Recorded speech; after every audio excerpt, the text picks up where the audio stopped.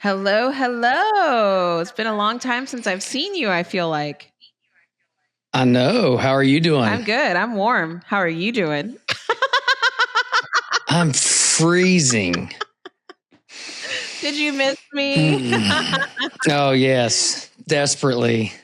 Yes, it's freezing here. And then you have to send a video yesterday of like birds chirping and the beach.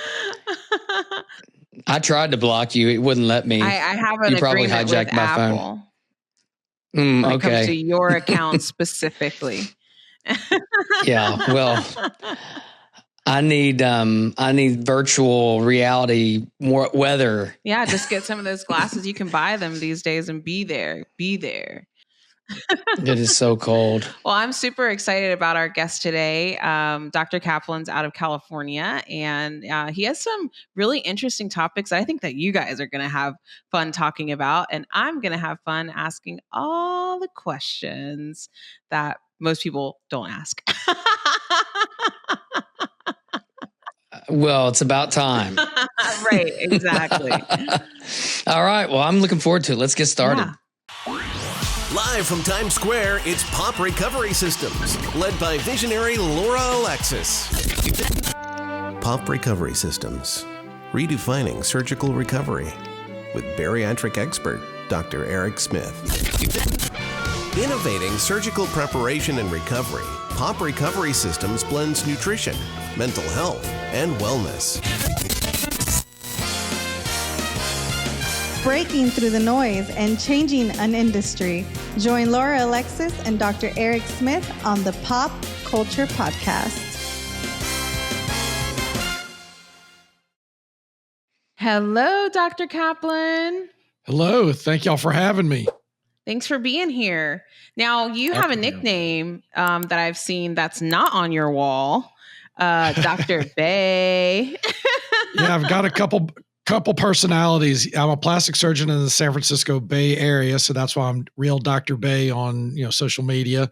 But it's Real Dr. Bay, BAE, not BAY, and that's for my practice. And then for my other alternative name is DrWell for the separate company that I started that's in the weight and wellness space that we can certainly discuss. Yeah, I'm looking forward to discussing that. Now, Bay is actually, have you ever heard that terminology before, Eric? Bay? Yes. Okay. I'm more hip than you think I am. Your boo or your bay. Yeah. Come on. I was just making sure. Yeah, we just had to sound hip for the millennials by spelling it BAE as opposed to BAY. Yeah. It's a shout out to them. And it is funny though, if I'm talking to anybody above a certain age, they're like, why is it spelled BAE? But if you see that and you're below a certain age, you totally get it. It's really fascinating. You know exactly what age group they fall in. Right. If they you were ask born for an after explanation. 1985. So I would love to know about your journey into the plastic space and then the wellness space. Tell me, where did that start? Did you always have a fascination with this kind of health and being a surgeon, or was it something you kind of fell into? Well, I was lucky enough to have parents that were in the healthcare field that were a good example. And so my father was a general surgeon, and family friends said that even since the age of 4, I was saying I wanted to be a surgeon, even before I really knew what that was, because I just wanted to be like my dad. And then as I got older, I realized, I really do want to be a surgeon. I would go watch my dad operate in the operating room since the age of 11, back when they would allow a child to come into the operating room to watch. And then around the age of 16, I was in the operating room lounge with him, and a plastic surgeon who was friends with came in and he said, why don't you come watch this case with me? And my dad encouraged me to go watch it. And it wasn't like a boob job or a facelift or anything glamorous like that. It was a patient who had a skin cancer on their leg. And the plastic surgeon removed the skin cancer, but then the hole was too big to just close up primarily. So he took skin from the neck to fill in the hole on her leg. And what was really cool about taking the skin from her neck is that she was a smoker and had this really craggly, wrinkly neck skin. And so he was able to take out the skin from her neck so that the scar was lying right within a natural neck crease. So you couldn't even, it was an imperceptible scar. And just the idea that you could take one part of the body to fix another part of the body was fascinating to me. So from the age of 16, I knew I wanted to be a plastic surgeon. And then if you want to fast forward through all that, at that point, I didn't know I was going to want to go and be so involved in weight and wellness, but that's just kind of how things transpired. And if I can talk about that now, we can get into it later. I don't want to I'm afraid that if I get started talking about that now, I'm going to talk nonstop for like 20 minutes. Well, I have a question that's completely unrelated to medical or wellness related. I saw a few of your videos on Instagram, and I saw the LSU hat. Now, I didn't do a deep background check, but I can tell by your accent that you got to be from Louisiana, or at least close to that area. I am from Louisiana, originally born and raised in Alexandria, Louisiana. I was the youngest of 7 kids. And that's where, and I did go to UT Austin for undergrad, but I grew up being an LSU fan, still have LSU football tickets. But my wife and I moved out to San Francisco about 11 years ago, and still big Tigers fan. And that's my scrub cap that I wear in the operating room. And I just happened to have it on after the operation, and I was filming some TikToks and Instagram videos, and that really got a big following. And that was totally unexpected, unplanned. I didn't set out to put on an LSU scrub to get a bunch of Louisiana listeners, but then all of a sudden everybody started typing in "Go Tigers," but they're spelling it the GEAUX way. Go Tigers! So now we definitely wear the LSU scrub cap for every video. That's funny. I have some. So I'm obviously in Kentucky, and I'm a huge University of Kentucky fan, and I have some UK scrub caps, but for obvious reasons, they don't even make me wear a scrub cap anymore. Because what little bit of hair I have left, I shave every day. So, but I've got lots of friends in Mississippi, I actually was just texting with a buddy of mine in Lafayette yesterday who's got a bunch of snow, and we were messaging back and forth that's not normal, obviously, for them. And, actually was at the LSU national championship game when you guys beat Clemson a few years ago. We were there. That was before COVID. It's crazy to think about. That was January of 2020. Incredible game. We were there. It was so much fun. I mean, if you were an LSU fan. Phenomenal game. Well, so what happened is my fiance is from Ohio, and against my better judgment, I thought, you know what, I'm going to do something nice, even though I'm not an Ohio State fan. Although they did just win the championship. Now's the time to be a bandwagon fan for sure. Exactly. I'm still not a bandwagon fan, but I bought tickets for the championship game before I knew who was in it. And if you remember that year, they were the number one ranked team going into the conference championship games, and kind of choked in the championship game, barely beat, I believe, Northwestern or somebody like that. And so they dropped down. So they had to play Clemson first. And she had never been to New Orleans either. So it was kind of a combo. I can't lose on this kind of thing. I'm going to have really good tickets. And I bought this package through College Football Playoff, and needless to say, they got beat. So I said, well, we're going to go because I bought these tickets. You've never been to New Orleans, but I'm an SEC guy. We're rooting for the SEC, and what better place to do it than the state of Louisiana? So we jumped on the right bandwagon for that game. It was a great game. It was a great game. It was a great game. And speaking of Louisiana, I've been getting, just like you, I've been getting texts and videos of the snow. And I remember growing up there, it felt like it would snow every 4 years or something in Louisiana. But when I was looking at these videos, unless I missed something, it's never been this much snow. And then I happened to be doing a virtual consultation with a patient from down south, and they said that in Louisiana, that's the most snowfall in 125 years in Louisiana. So really insane. So I'm glad you've confirmed that, because my buddy Ray Boudreau, who's from Lafayette, of course he's from Lafayette with a name like that. Yeah, exactly. Shocker. He told me that. He said I think it was 1895 or something crazy. It's a long, long time ago since they had that much snow, that they had a foot of snow. I mean, it wasn't just a dusting. Right. They had a blizzard. Yeah. I mean, and I'm sure they're not equipped to get rid of it either. Nobody's got snow plows, and the airports I'm probably shut down. They don't have de-icers. Actually, that actually reminds me, when I first came out to San Francisco with my wife to look at this practice that I took over in 2013, we flew out of Baton Rouge, and they said, okay, we got to wait for the de-icer to get the ice off the plane. It was early morning in Baton Rouge. And we're I can't believe Baton Rouge Airport has a de-icer. But then they came back on the call and said, we're sorry, but while we do have a de-icer, somebody took the battery out of the truck. And so we can't drive it over here. So we literally had to wait until the sun rose to melt the ice. And then we were able to take off, missed our connection in Dallas, of course, finally got to San Francisco to come and evaluate this practice. But so anyway, my point is that I was saying that they don't have snow plows, but crazy enough, they have plane de-icers, but they don't have batteries in those trucks. So much for that, trying to be prepared. Now they've got a guy on a forklift with a hair dryer. Exactly. So I think it's very interesting. Obviously, with POP, we started because of plastic surgery patients, and we migrated into these other lifestyle journeys. And you started in plastic surgery and migrated to like this wellness. What was kind of the first? It sounds like you have a good memory. So can you remember the first time that you were like, that's interesting. Let me explore more and how I can be a part of it? I definitely can't take credit for it. It was 2022. It was a cold day in 2022. No, it was like back in December of 2022. My nurse and nurse practitioner, they noticed, I'm a plastic surgeon. I'm on operating room in my office. I'm operating still, and they noticed that patients were coming in for consultations and they were overweight. Their BMI was too high. And so rather than turning the patients away, our nurse and nurse practitioner said, how about we start a weight loss program? And I was like, sure, if y'all want to do that, that's fine. And because at that point in 2022, it was before all these meds were on the FDA shortage list. So you weren't able to get the semaglutides and tirzepatides from compounding pharmacies.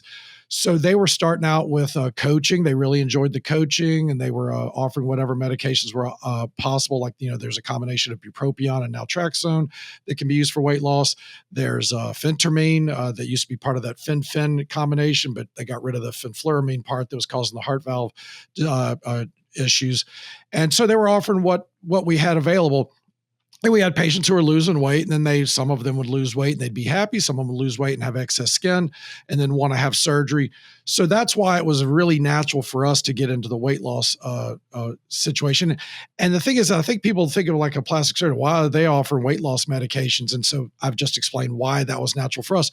But people really are going to have to get past that judging a book by its cover, because you're going to start to see dermatologists offering weight loss medications, or OBGYNs, and you're like, well, why? Or facial, ear, nose, and throat doctors, facial plastic surgeons. Why are they offering weight loss meds? Because the underlying cause of pretty much everything a healthcare provider is treating in America is due to obesity. So it makes sense that a dermatologist would offer weight loss meds, because that's one of the most common causes of acne, one of the most common causes of obstructive sleep apnea. So that's what a facial plastic surgeon would start them on weight loss meds, maybe instead of a CPAP machine.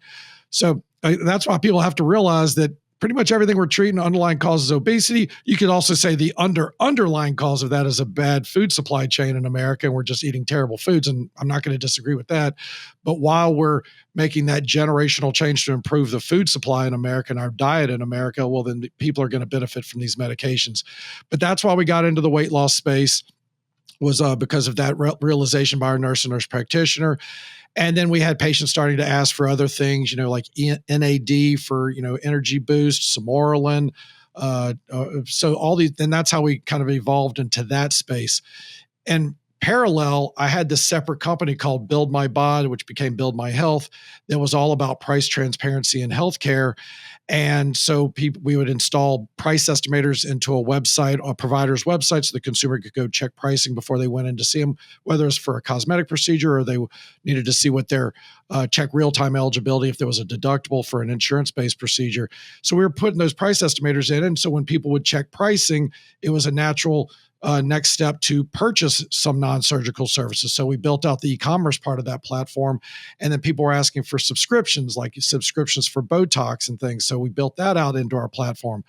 So coming full circle, once we started this weight loss program and we started getting access to semaglutide and tirzepatide from compounding pharmacies, it was natural to use that platform to help support subscriptions for these medications, because people are, getting charged each month, getting, the next higher dose each month, whether it's semaglutide or tirzepatide. And then that's when we changed our name from Build My Health to DrWell, to be more expansive for all types of weight and wellness things, and also price transparency still. But now we're supporting, a couple hundred providers across the United States that are using our DrWell platform for their weight and wellness programs to help, do the automated subscriptions and the automated charges so that the office staff isn't having to do that manually or keeping credit cards on file, and then making it easy for them to electronically submit prescriptions through the back end of our platform to the compounding pharmacy that's appropriate for their state. So that's kind of how it all just expanded from there. We started out within our own practice, and then all of these other providers said, "Hey, we like that solution. Can you help us with that?" And so that's why we've expanded with the DrWell. At the same time, we've expanded our weight and wellness program of our own practice. It's interesting. So are these other physicians using your platform, or are they actually using your services? Like, are they using the electronic platform, almost like an EHR to be able to do this? Or are they actually using you as a provider, your other providers, your compound pharmacies to be able to get this out? It's a little combination of all of the above, but I guess another way to explain it is that if you think about a direct consumer website like a Row or a Hims, one of the things they've done that's been really great is they've increased access. It makes it easy for a consumer to, if they want, hair loss treatment or weight loss medications, they make it very easy for you to do an asynchronous consultation. You fill out a questionnaire online, and then you can get quick access to these medications. It's paid out of pocket, of course. The only problem is that after they've gotten the medication, the patient only has a relationship with a website, not an actual healthcare provider. So what we've done is we've taken all that technology that makes it easy for the consumer to sign up, and we put it in the hands of the healthcare provider, because they're not going to build out all that technology stack on their own. So all of that ease of use of being able to sign up for medications and then making it easy to submit the prescriptions, we've put that in the hands of the healthcare provider. So now the patient not only has easy access, but now they're actually connected with a medical practice. It's not just some independent contractor that's working for a Row or a Hims, but they're working with a practice like mine. And so you have easy, quick follow-up, you have good continuity of care. So these providers are using our technology to submit these prescriptions, to not only get the patients, but to submit these prescriptions to the compounding pharmacy. They're not necessarily using me as their healthcare provider for their practice, because they're the healthcare provider within their own practice. And so they can vertically integrate all that into their own practice. So some of your ancillary services and things like that, to be able to get them access to the medications. Exactly. We connect them with the compounding pharmacy. And the truth is they might not even know who the compounding pharmacy is, because they're just electronically submitted it. Like, we generate the prescription form, they click submit after they review it, and it goes to whichever compounding pharmacy is appropriate, because not every compounding pharmacy has a license in that particular state that the patient maybe is being seen in. So our system just routes that to the pharmacy that has a license in that state where the prescription is going. So those are just all the different nuances and technicalities and logistics that we're handling through the DrWell software. So that's why we have so many providers. But then luckily, I've been able to curate a really nice following on TikTok and Instagram. And thank God TikTok only went offline for about 12 hours. But we have a lot of followers. And so we're driving all of those patients to drwell.com/find a provider, and then they can find one of our providers in our network, and then they can get started immediately, filling out an asynchronous consultation, which are y'all familiar with what I'm saying when I was talking about asynchronous consultation? Okay. It's just no, I'm not. I was about to ask, what is that? Yeah, it's really. I'm going to let you do this. Usually, I'm the one that has to know. Like, how are we making sure that the right medication is going to the right person if so much of it is virtual and, like, you know what I mean? Because great AI questions. and technology is great, but how are we making sure there's enough human touch that they're going through the process successfully, and also like the multidisciplinary support and stuff like that? Certainly. You're getting Laura, you're getting ahead of the question that I had next. I'm just glad he's here to answer to do like the basic ABCs, because usually I'm the one that has to translate the medical stuff to Laura, and she's like, time out. So when you go and see your healthcare provider, like in person or even virtually, that's considered a synchronous consultation. I know nobody uses that term, but it's synchronous. You're like communicating in real time at the same time. Asynchronous is that whenever the consumer fills out a form online, and that at some later time, it might be just minutes later or hours later, but certainly not at the same time, that a healthcare provider reviews that questionnaire or that assessment, which is like all the typical stuff you'd get with intake paperwork when you go see the doctor. It's asking about your medical history, what medications you're on, what kind of problems you're having, what are you looking for. And so we make that, so that's actually legal in 32 states for an asynchronous consultation to be the initial form of interaction between a patient and a provider. So the idea was to not introduce more AI into it. It was just to increase access. And so it is legal in 32 states that asynchronous consultation, when they fill out a form and somebody reviews it later, that is the initial form of consultation. That means that in 18 states, that's not good enough for an initial consultation. It might be fine for a follow-up, but that's still okay if it's not legal in 18 states for that to be the only form of initial interaction, because the patient can still fill out that asynchronous consultation, the provider can still review it, and then they can follow up with a virtual or in-person visit as a secondary way of communicating with that patient. But at least you've gotten all that information up front, and so you go into that consultation actually more informed as far as with the patient's background. So we offer these asynchronous consultations with all through the website, and so after I'm talking about weight and wellness on TikTok or Instagram, we send people to that Find a Provider page. So it generates leads for the providers, which they appreciate. And then it gives the patient quick access. And so they fill out that form. And depending on which state you're in, you follow up with the patient either way, to some extent, like via email or a phone call or a virtual visit. And then they get a link to sign up for the medication. The medication is shipped to them. But then we incorporate coaching into our platform, into our practice. Each provider is different, but we incorporate coaching. So we do have that follow-up with our patients. We can help them coaching with diet and exercise if they want.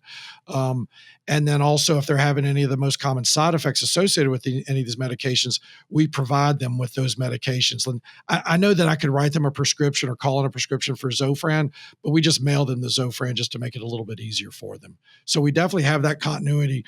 And I know that the Rose and the Hims of the world will say, oh, well, we've got an 800 number. We've got text messaging that we can communicate with the patient. We have customer support or patient support, and they can do that all day long. But the one thing they absolutely do not have that a provider to consumer model like ours has is accountability. You can distill it down to one word, accountability, because all they have is like independent contractors that at the end of the day, they don't really care. That's not really their patient long-term. Whereas if you're connecting to a patient to a medical practice, that's your patient. You got malpractice insurance. You got to be worried about people writing bad reviews.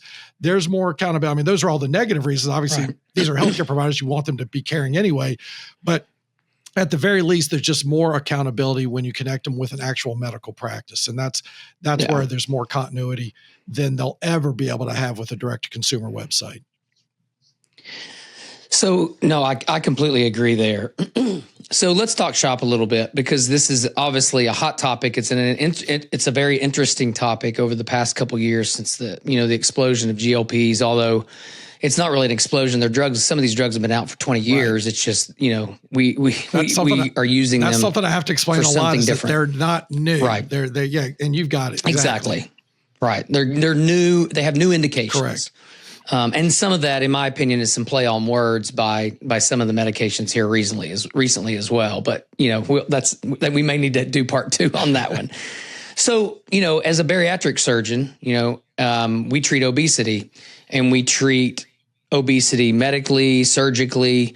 Obviously, the options that we have medically have grown significantly, and I will be the first to tell you that as a bariatric surgeon, by no means do I think I'm the only one that can treat obesity, even though that's my specialty, even though that's what I take a special interest in. But let me play devil's advocate a little bit, because I agree with you that obesity impacts so many specialties.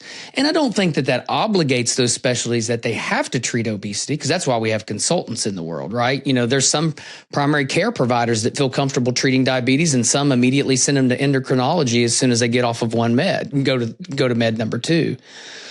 But I think the biggest concern I have across the board, and this would apply to anybody primary care, anybody doing this, is for years with the data that we have for long-term results from bariatric surgery, it has always incorporated mental health support.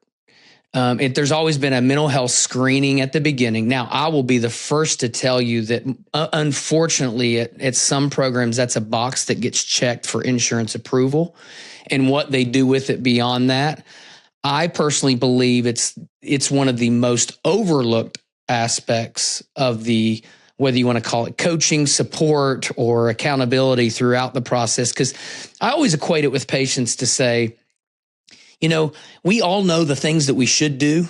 I know how many days a week I should get up and go to the gym. There's certain days that I don't feel like doing it. Why is it that we know what we should do as humans, and sometimes we do put it into action, sometimes we don't? I really think some of it that is mental health. It may not mean I'm depressed and that's why I don't go to the gym. It may not mean I'm anxious, but there is a disconnect of me being able to put into practice things that I have been proven that are good for me, right? Obviously obesity, that gets a lot deeper of whether it be food and food choices or food habits or turning to food during the highs and lows of life. So the concern I have as these meds have grown is, and we're seeing this as at least another viable option compared to surgery, is what are we going to do to make sure the support systems are adequate if we're going to compare that? Like what you're talking about on some of the coaching, I think is phenomenal. But for what you're doing for one of you, there's 20 Medi Spas, just $200. Here's your drug. Go on about your way. And that's what concerns me. It's not because it does or doesn't impact me. It's like we have to treat this the same to be able to ever dream about achieving even reasonable data close to what we've been able to prove with 10 plus years, 20 plus years in the bariatric literature. Yeah, obviously that's a concern, not having that additional support and treating the whole patient aside as opposed to just the medication. The problem is that patients don't always want that because coaching tends to cost a little bit more. That's the kind of the primary thing. That's their concern or they say they don't have time for it. And that's why we make coaching virtual. We don't make them come in for it. But that's at the end of the day, it's like, if the patient doesn't want to access that additional support, whether it costs more money, but it does often cost more for the coaching than the medication, then it's kind of hard to like, what do you say? Oh, well, if you're not going to do the coaching, we're just not going to treat you at all. And then they're going to end up going someplace else or more. And I'm not so much worried about them going to another provider, me losing out on that competition. What I'm more concerned about is that if you refuse to treat them because they don't do the coaching, that they're going to go online and they're going to purchase research grade meds, which don't require a prescription because they're for research purposes. They're not intended for human use, but then you're going to be pushing them off to try these other medications that maybe have more impurities in them. They're not under the same oversight, FDA or State Board of Pharmacy oversight. So it's always the problem. It's like you can either get the patient to be completely non-compliant, or you can meet them halfway and they're not necessarily doing everything you want, but at least you have them engaged to some extent. And unfortunately for, human nature is to take the easy way out sometimes. And if it's easier to do a once per week injection as opposed to working out or doing coaching, that's what people are going to do. So I'm not saying that's right, but that's what it seems like. Would you say, because like I personally took, I'm a believer in anything that helps you reach your goals. I personally did GLP-1s, Ozempic, and like it worked. But eventually you get tired of doing the injection. And when I got off of it, because I wasn't on top of my lifestyle changes, I gained the weight back. And then I was like, well, I'm not going back on this expensive thing again. I'm just going to go ahead and buckle up and do the work, And so where's the fine? Like, where's the line? I think that sometimes, like, if the doctor that sold it to me had offered me something where you can have this and this, then, and I was educated on it, I think that if it was presented like, this will work, but this will work better, Right. because we know it does. Lifestyle changes along with it is what works the best. Lifestyle changes along with surgery is what works best. Even plastic. Well, that's actually the data that we do have on GLPs. The true data is actually with combination of GLPs. Or excuse me, with the combination of lifestyle changes. And so, although that's a vague term, there was some observation of lifestyle changes that took place in that population. So, I think that is something that we can encourage people to say, if you want to achieve this number, when you want to, then we want to replicate what was done to achieve that number. Well, I think the frustrating thing and is, you're right. As they say in the South, you can lead a horse to water, but you can't make it drink. Not to call a patient a horse, but right. We all know where I'm going with that, right? I think it's frustrating too, because patients have heard about diet and exercise their whole life, and it never really got them to their goal weight. And then they would, if they did lose weight, then they would regain it. And, but I don't think diet and exercise alone is going to get people down to their goal weight based on the diet that we have in America. But I think those things are extraordinarily important just for heart health. And I think the other thing that's frustrating to patients is that based on the data, at least with the Zepbound data, when they submitted that for FDA approval, Zepbound being the tirzepatide that Eli Lilly makes, that when they did this 2 parts of the study, for the first 36 weeks, they had everybody on diet, exercise, and Zepbound, and they lost a little over 20% of their body weight. And then they took, for the next 52 weeks, they took one segment and they continued diet, exercise, and medication, and they lost up to 25% of their body weight.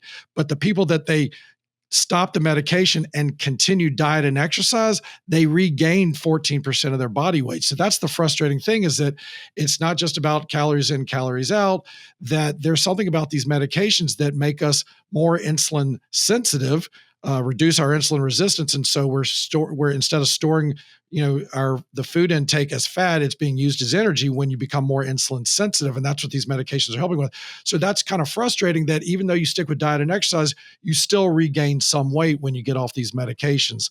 So for our patients. But isn't there a caveat to that study, though? Because when they looked at those patients who continued diet and exercise and had weight regain, there was no true body composition that was followed in the midst of that, correct? Oh, as far as lean body mass loss?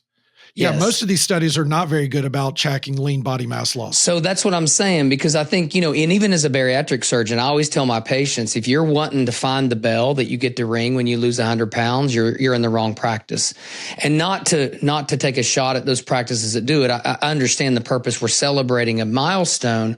But I can make you lose 100 pounds, but I can also make you lose 100 pounds and make you no more healthier if all I've done is tank 50% from your muscle mass. And so, this is all hypothetical, not necessarily hypothetical. I think there's some science behind it, but my guess is the part of the reason behind that, and we're going to learn this over the years because people are talking about muscle mass now, is if we were just tracking pounds on a scale, that really, where's that coming from? And then we take them off the med, but they lost 20, maybe 30% of that initial weight from muscle mass, their new basal metabolic rate has dropped. So they could eat the same number of calories they were before they lost weight now, but that's now exceeding their BMR, because their muscle mass related to their body fat percentage has dropped. So they are going to gain weight. And we know that. We've known that for years. We can call it set point. We can call it whatever. So, I think that it is definitely, it's interesting from the data that we got from the study, but I think we got to dig deeper about, well, why did that happen? Because where are we actually losing that weight from? And you're so right. Listen, man, when I inherit these patients, they've been told, just eat right and exercise, and they feel defeated. Like, they come into my office and they're like, oh my gosh, now it's come to this. I'm having surgery. I feel like a loser because my doctor said this vague term like it's supposed to work. And the first thing I tell them is, by the way, what he or she asked you to do works about 1% of the time. At the weight category that you guys are at, everybody sitting in my room have BMIs that are 35 or higher. Now maybe down to 30, but we're still fighting with insurances on that, but higher BMIs. So I want them to feel like they shouldn't feel defeated. So I do believe that diet and exercise alone has been proven to work very poorly. I do believe also that our idea of diet and exercise has never been well defined.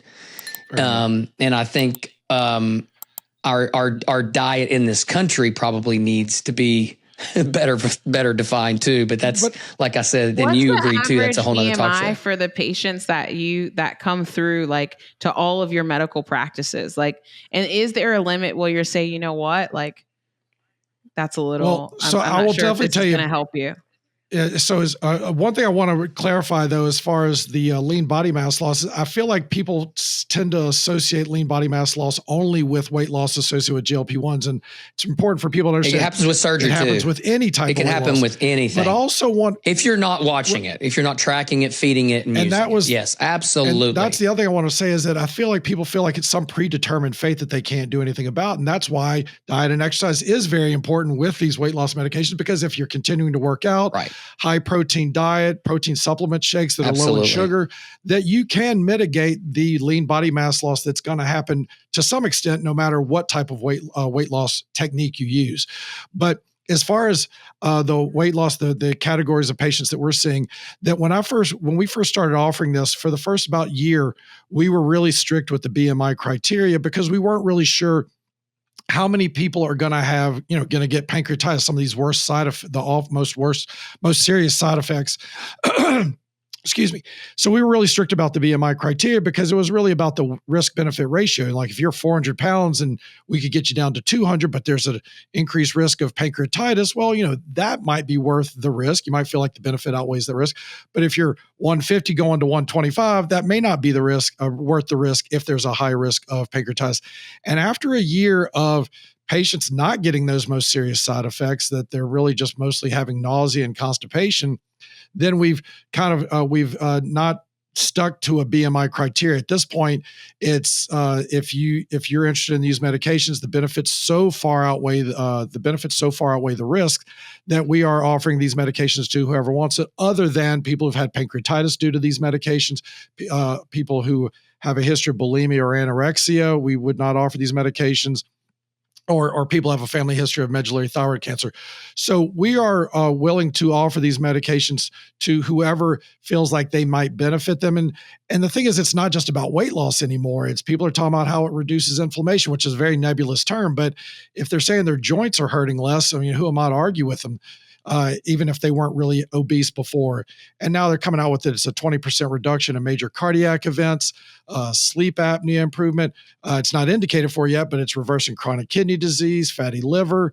It may stave off Alzheimer's, may help with alcohol use disorder. Well, no, it definitely clearly seems to help with alcohol use disorder, smoking cessation. So when somebody says that I'm smoking, I'm only 140 pounds, but I'd like to use these meds to see if I can stop smoking, it's kind of hard for me to say no to that. So I have a question, and not just maybe really your opinion within your practice, but just across the board as a medical professional. The question that I would have is, if you have someone who comes in with a BMI of say 45 or greater, 50, it doesn't really matter, but clearly beyond the lower end, type 2 diabetic, one or two more comorbidities outside of that. When do you specifically, or maybe across the board, when do you feel like that conversation should be had in the day and age of 2025 about bariatric surgery, not 20 years ago? And I do believe there's still a massive disconnect about what we can accomplish with bariatric surgery, because we have studies now with risk ratios. Bariatric surgery is equivalent to cholecystectomy, appendectomy, and something as basic as a sleeve gastrectomy is equivalent to childbirth. So, the misconceptions of dangerous surgery, and half of these are now done outpatient and things like that. Because I agree with you, all those secondary benefits of the medications are real, but yet we've had that in the literature for years, in the bariatric surgery literature, because we know it's associated with weight loss, right? It's not directly related to the med. It's a secondary benefit of the weight loss that comes from the medication. Where do you think that conversation happens? And let's be honest, especially when a patient is paying hundreds of dollars a month out of their pocket, where within 16 to 18 months they can break even if they're paying cash for bariatric surgery, and pay nothing further again, versus that continuing that if they're 40 years old for another 35 years. Well, I mean, I'm not trying to avoid the question, but in reality, we're really not seeing patients with that BMI of 45, because they're usually, those are the patients that insurance is actually willing to cover now for bariatric surgery. That used to be a fight to get them to cover bariatric surgery, but now they realize that bariatric surgery may be less expensive than covering the meds for the rest of their life. But the problem is now I'm seeing more bariatric surgeons are using these medications pre and post operatively. They're helping them get down the weight a little bit so there's fewer surgical complications. And then they're offering these medications after surgery to help them if they get to a plateau or if they start to regain, they use these medications. So it seems like these, not that the insurance companies want to hear this, but it sounds like for the really morbidly obese patients like 40 and above, that the standard of care, I think, is going to be GLP-1s plus bariatric surgery. But in answer to your original question, I usually don't see patients like that because they're getting seen by a surgical specialist before me. And they may even be maybe they already have diabetes, so they're already seeing an endocrinologist. The interesting thing about it, though, is that with more and more insurance plans dropping coverage or reducing coverage of these GLP-1s since January 1st, I've been hearing about it from a lot of patients. There's I did a TikTok where I list like 15 different insurance plans that reduce coverage. Is that a lot of these patients who have high BMIs, they're already being seen by an endocrinologist or a primary care doctor, or an internal medicine doctor, but they're coming to me to get access to the medication because that whatever insurance plan they have, or if they're with Kaiser, they will absolutely not write them that prescription because it's not going to be covered by insurance. Or example of Blue Cross Blue Shield federal health plan. I've seen a lot of patients with that recently where their copay went from $25 to $775. It's a very specific number, but that's what I keep hearing over and over again. So they're still being seen by their obesity medicine specialist or their traditional internal medicine specialist, but they're coming to me as basically their access to the compounded pharmacy medications because they'd rather pay a few $100s out of pocket to get the access to get the medication shipped to their doorstep versus having to pay $775 or over $1,000 a month and have to then go find the pharmacy that actually has it in stock. So it's like add insult to injury. Like I got to pay a lot for this and it's not convenient to get access. I mean, it's crazy. I've heard patients driving to the next state over where the pharmacy had it in stock. Whereas with us, we just make it extraordinarily easy for them to get it at their door. So since you're building this network, right, of all these different medical practices, and within yours, you have the nutrition and fitness coaching, obviously that part really perks my interest because that's a big part, I think, of having success on that journey, on any journey, is having those multidisciplinary, right? The one thing that they're all missing is mental health. And that's why we created POP in the first place. But is there a way that you guys are kind of educating your community of medical practices of, hey, this is something that should be an option? Because it really does make a difference. We have an academy that has over 500 members, and a lot of them are on medications. But medication alone is not moving the needle. It's the additional support, it's the community, the mental health, the nutrition. I feel like as you're building out this network, being like an example of that type of care would be beneficial to all the people that are coming for support, and then educating on, since you do have that platform, educating on, yes, this works, but it could work better. I know it's annoying, but it could work better if you did this, No question. We actually have a partner that we've worked with. We've done webinars with them for our providers and our patients. Med-Free Maintenance, that's their Instagram handle, Med-Free Maintenance. It's a couple women. One is a physician. The other is, I believe, a nurse practitioner. They offer that type of support you're talking about. I'm not going to promise how much mental health support they offer, but certainly they offer a lot of support, which always goes into the mental health space to some extent. But they're definitely offering that type of support as far as how to stay off these medications once you get to your goal weight, different, lifestyle habits, changes in the lifestyle and behavioral changes. So they're definitely working with that. And I'm sure they touch on mental health in that process, but we are definitely partnering with them to help support those patients while they're on the medications and when they try to get off of them. I mean, because we do offer maintenance subscriptions where instead of doing, one shot a week, 4 times a month to lose weight, maybe you can get away with 1, 2, or 3 shots to maintain your weight. But obviously nobody really wants to be on the medication the rest of their life. So that's why we partner with Med-Free Maintenance to give them that additional support outside of my practice. That's for, all of our providers to have access to that. But it does cost extra for that additional support. So a couple of things that come to mind, and I want to make sure we bring this up, and because one of them I really want your opinion because you do so much of this. The first thing you were talking about coverage being dropped, obviously we're seeing that across the board. I have some other roles with directorships for health networks and things like that. And so I see these conversations. I remember a year and a half ago, I had a conversation with the CEO of a health system who said, Eric, we were spending $2,000 a year on medical weight loss before the drugs came out. And after a full 12 months, we were spending 12.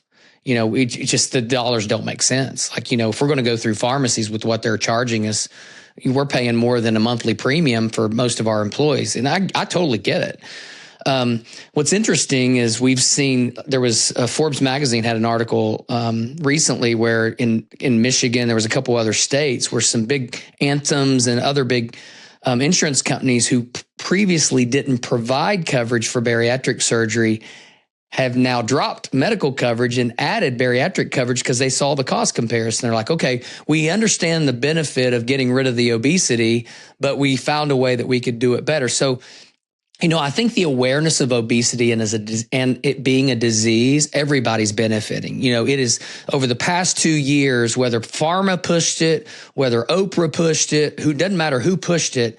It's something that needed to be talked about a long time. And now we're just trying to figure out, navigate through what is the best option for everybody. We've got more treatment options. That's a good thing for the patient and the consumer.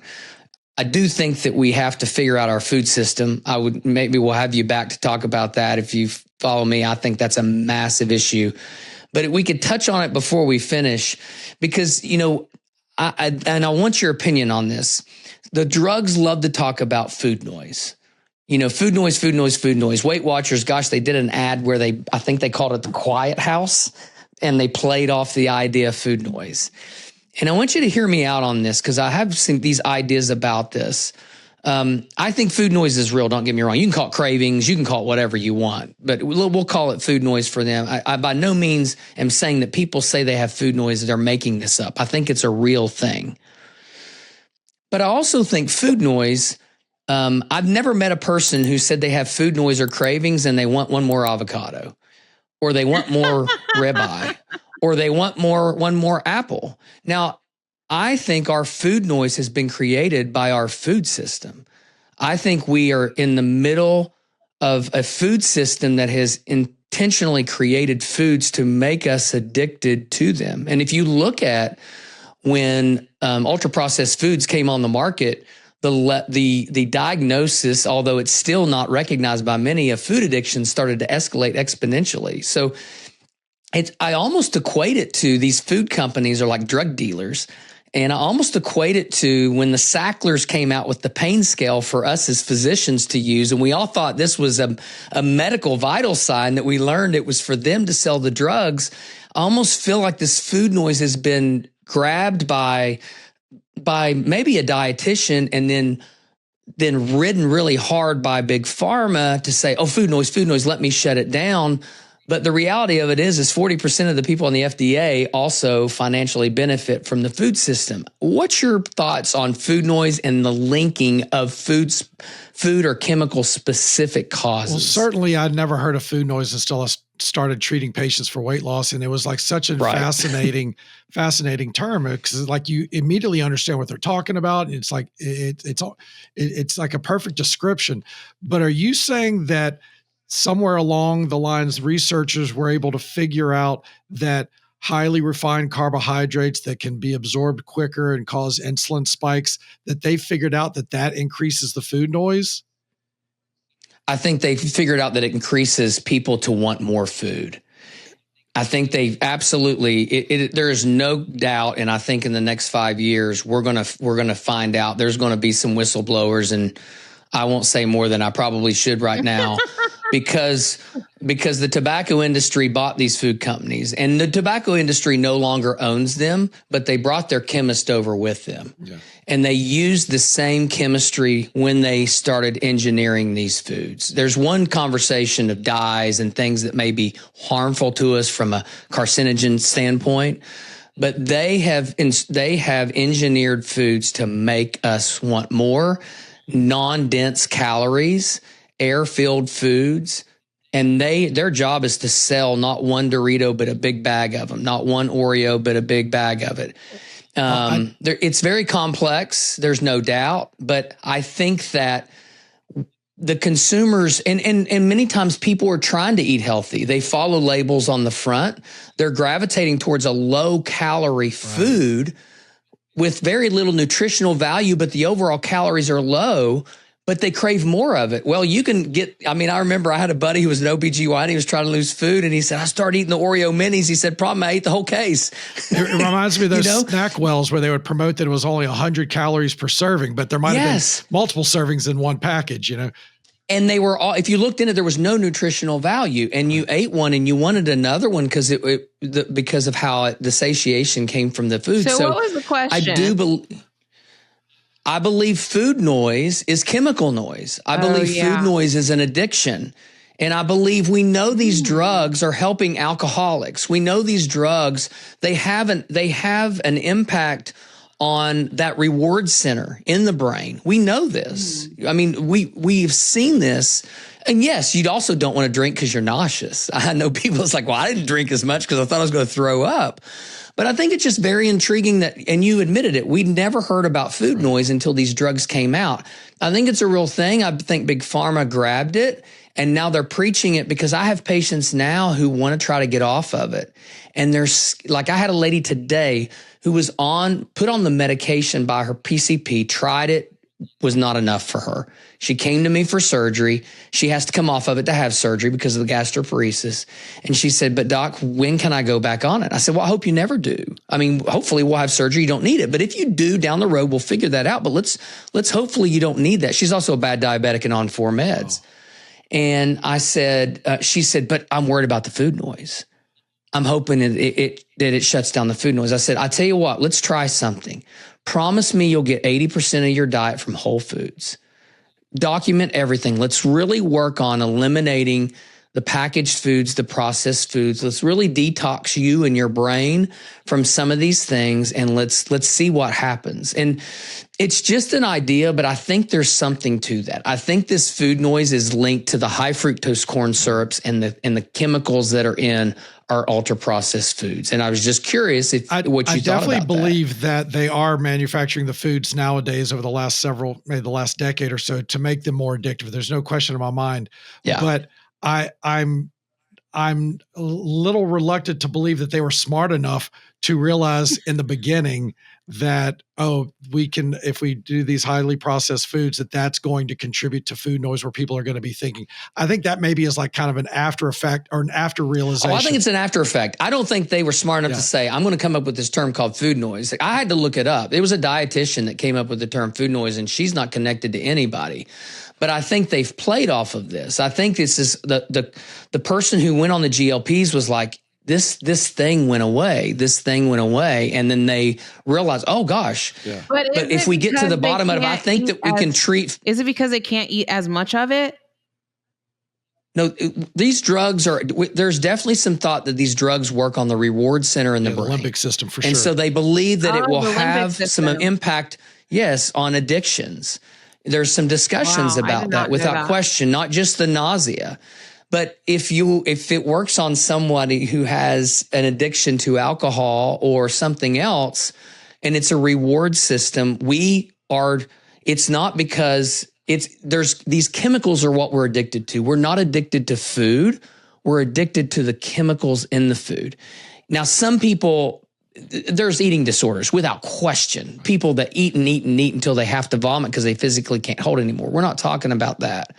But I've yet to meet somebody that say, I can't pass up that extra apple or that second steak. You know what I'm saying? Yeah. And I think there's a lot that we're going to learn in the next few years about not food noise, but chemical noise, so to speak. I don't think they were smart enough to figure that out. I think they've played off of it, is what I was saying. And there's certainly some parts of the GLP-1s we still don't understand, but I think one of the things that ties it all together, because people are like, well, why would it help, smoking cessation or drinking cessation? I was thinking that. I think if you think of food as an addictive, but overeating as an addictive behavior, then it really starts to make a little more sense. Okay, there's overeating, there's smoking, there's drinking, and it's addressing that motivation reward system, the limbic system, and helping tamp that down.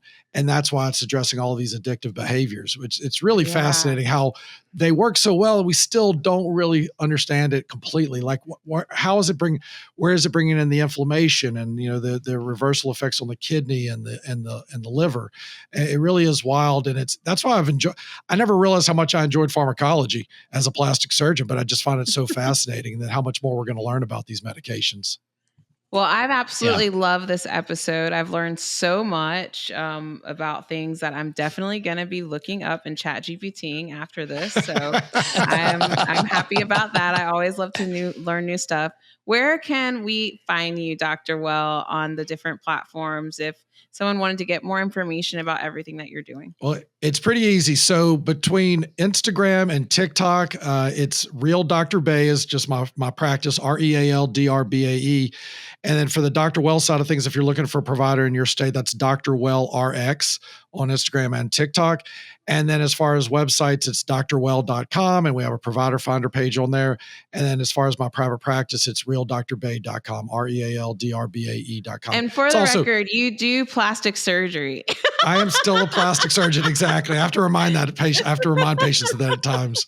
But yeah, we're still doing mommy makeovers on our patients who have either just had kids or they've had kids and they've gained a lot of weight and they want to lose some weight. So we help them with their weight loss and then we do the surgery.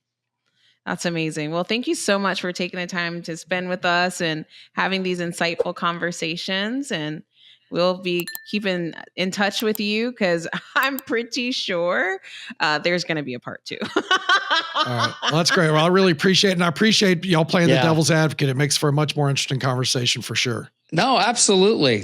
We all learn. That's what this is for. So great meeting you, and we'll talk again soon. Thank y'all so much. All right. Bye-bye. See ya.